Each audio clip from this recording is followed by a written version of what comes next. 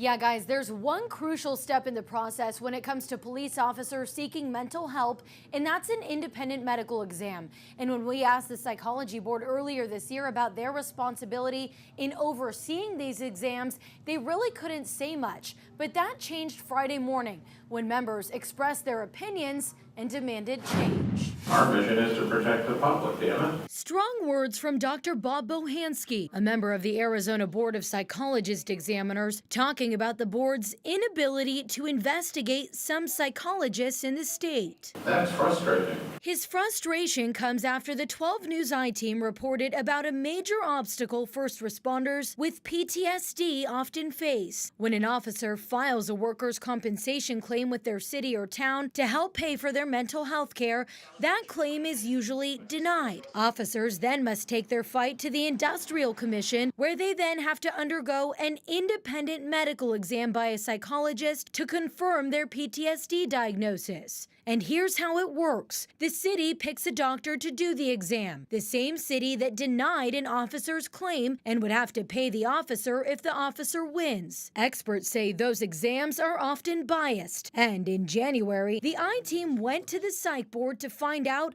who's responsible for making sure the process is fair. Wouldn't that be your guys' responsibility? Right now, the answer is no one. We certainly have spent entire meetings reviewing cases, found them to be of substantial concern, and found that our hands were tied that we couldn't do anything about it.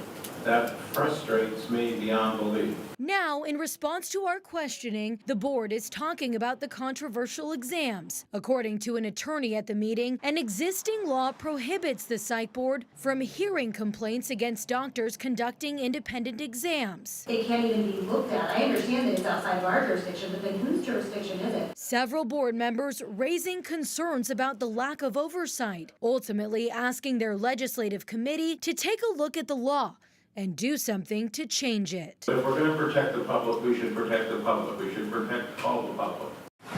And as those board members look to lawmakers for change, many officers are still fighting for coverage. For more on our series, Battle Behind the Badge, you can go to our website, 12news.com. Bianca Bono, 12 News.